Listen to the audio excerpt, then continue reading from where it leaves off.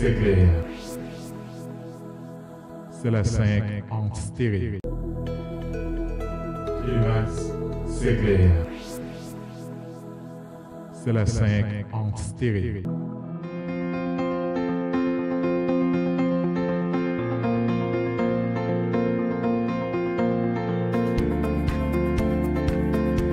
His re-election campaign. Adams also took contributions that broke other laws. As we allege, he sought contributions from businessmen far in excess of what the law allowed. He also allegedly sought contributions from corporations, which are not allowed to contribute at all in New York City elections. Many of those illegal corporate contributions were organized by the same people who organized the illegal foreign contributions. And Adams allegedly disguised them all in the same way by accepting the money through so-called straw donors. A straw donor contributes someone else's money, hiding the money's illegal source, such as a foreign businessman, a corporation, or a wealthy New Yorker who has already contributed the maximum amount allowed. And as we allege, Adams circumvented all of these laws, taking contributions from exactly the sources the law prohibits, all to benefit his mayoral campaigns. Now, Adams also personally benefited from the illegal conduct alleged in the indictment. Adams solicited and accepted over $100,000 in luxury travel benefits for years from wealthy Turkish business people and at least one Turkish government official seeking to gain influence over him. Adams started accepting undisclosed luxury travel benefits at least as early as 2016. He took these benefits nearly every year through 2021. Here are some of the benefits that we uncovered during our investigation. In 2016, Adams flew to India through Turkey and received 2 free rounds for business class seats. That's the highest class on Turkey's national airline. Those upgrades were worth more than $12,000, and none of it was publicly disclosed. In 2017, Adams accepted free business class tickets for himself and his travel companions to France, Turkey, and China. And he was put up in the Bentley suite in the St. Regis Hotel in Istanbul. All of that was worth more than $41,000, and none of it was publicly disclosed. Also in 2017, he flew to China, again, through Turkey, and accepted 2 free business class tickets for himself and a companion. Those were worth more than $16,000, and none of it was publicly disclosed. In 2018, he flew to Hungary through Turkey and accepted free upgrades for business class seats. Those were worth more than $12,000, and none of it was publicly disclosed. In 2019, he flew to Turkey and accepted a free upgrade to business class for his companion and a free stay in a lavish suite at the St. Regis Hotel in Istanbul. That was worth more than $9,000. And again, none of it was publicly disclosed. In 2021, Adams solicited business class tickets to Istanbul, stays at luxury hotels and resorts, yacht tours, and meals. As we allege, he asked to pay a nominal fee for all of this in order to disguise what we allege were in fact bribes. He canceled that trip at the very last minute, but the benefits that he solicited were worth more than $21,000. And later in 2021, Adams flew to Ghana, again through Turkey, and accepted free business class ticket upgrades and other gifts while he was on a layover in Istanbul. Those benefits were worth more than $12,000. And just like all the other benefits I've just run through, none of it was publicly disclosed. Now, I want to be clear. These upgrades and freebies were not part of some frequent flyer or loyalty program available to the general public. As we allege, this was a multi-year scheme to buy favor with a single New York City politician on the rise, Eric Adams. Now, this is a chart with all of the undisclosed travel benefits that we uncovered during the investigation. We just list it all out here. You see the year, 2016, 2017, 2017, 2018, 2019, and 2 in 2021. The destination, India all the way to Ghana. The benefits, the free upgrades or free tickets altogether, the hotel stays, and the value. And if you just sum up all the dollar amounts here, you get to more than $100,000. And of course, as I said before, every single trip that we list here was undisclosed.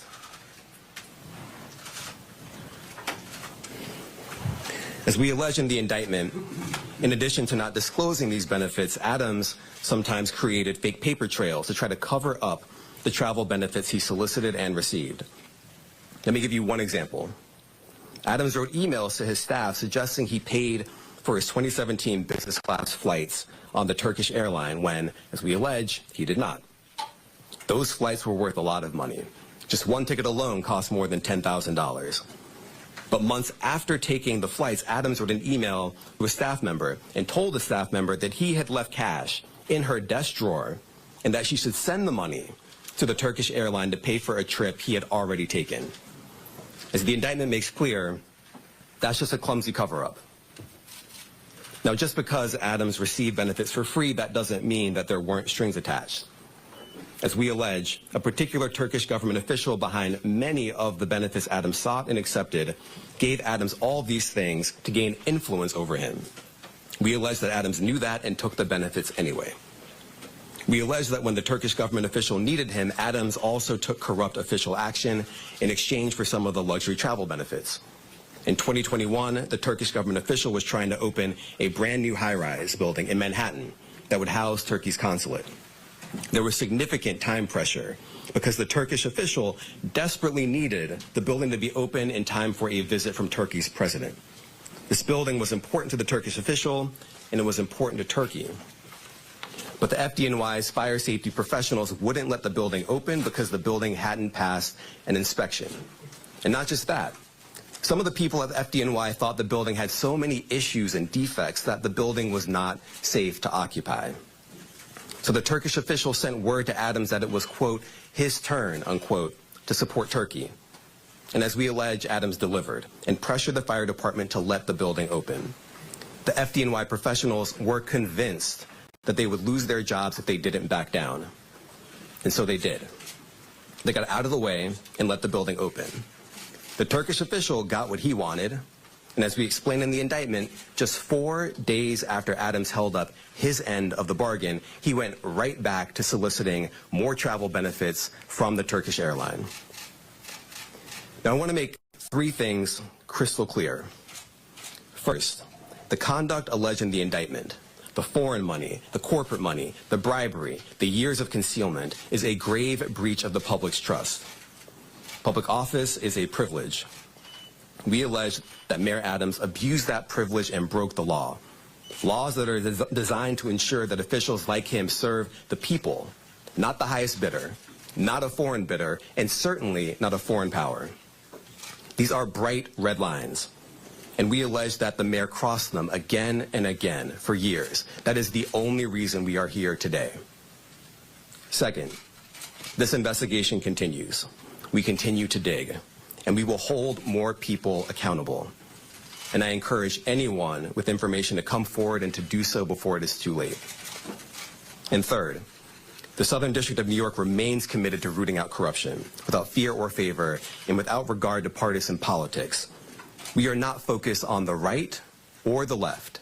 We are focused only on right and wrong. That is our duty, and we will fulfill it. Now, today's charges are the product of a tremendous partnership. I want to thank our partners at FBI and the New York City Department of Investigation who have been with us every step of the way. And finally, I want to commend the outstanding career prosecutors from SDNY who are handling this case.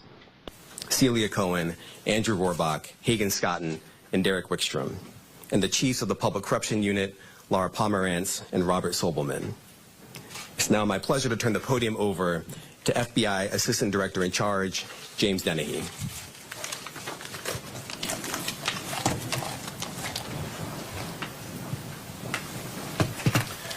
Good morning, and thank you for being here today. The indictment of a sitting mayor is not just another headline. It is a stinging reminder that no one is above the law or beyond reproach, and it serves as a sobering moment for all of us who place our trust in elected officials. Today's indictment sends a powerful message to every elected official in this country. Public service is a profound responsibility and should be a noble calling.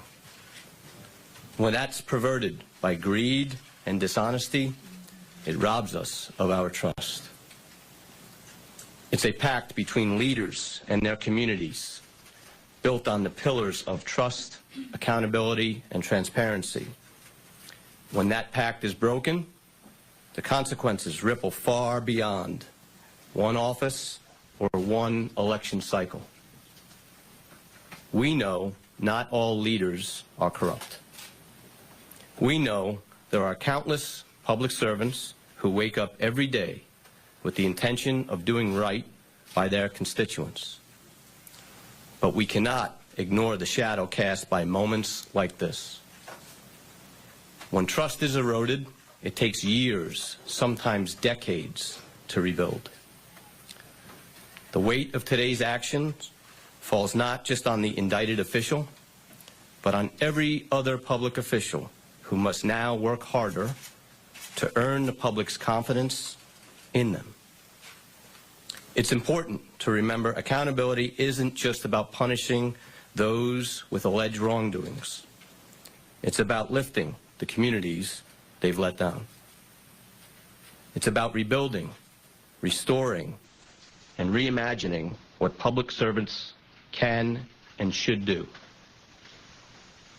It's up to us to demand more from our leaders, to hold them to the highest standards, and to remind them that the power of public office should never be abused. While some may be disappointed today, let me encourage you not to be defeated. The strength of our communities, our faith in one another, and our collective resilience are far greater than the alleged failings of any one individual. In closing, I'd like to thank the U.S. Attorney for the Southern District of New York, Damian Williams, and his office, Commissioner Jocelyn Strauber, and the New York City Department of Investigation and her team, as well as my team, the Public Corruption Squad here at FBI New York. Thank you. I'd like to welcome up Commissioner Jocelyn Strauber from the New York City Department of Investigation.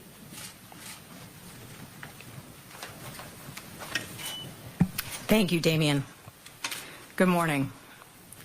Today, for the first time in New York City's modern history, we announce criminal charges against the sitting mayor of New York City. As our highest elected official, the mayor should set the standard for all of city government and exemplify the integrity, transparency, and dedication to serving the public that all New Yorkers deserve. Instead, the indictment unsealed today alleges that Mayor Adams abused his power and position for nearly a decade as Brooklyn Borough President and as mayor to enrich himself and his mayoral campaigns. As charged, he sought and received illegal campaign contributions, luxury travel, and other personal benefits from foreign nationals, as well as individuals and businesses. He allegedly took steps to conceal those illegal contributions and personal benefits and involved city employees and campaign staff in that concealment. As the indictment explains, this kind of corruption has real costs to the city and to the public. As alleged, the mayor's 2021 campaign falsely certified compliance with campaign finance laws in order to conceal those illegal campaign contributions, and as a result of those false certifications, received over $10 million in public matching funds. The mayor's alleged acceptance and concealment of illegal contributions and personal benefits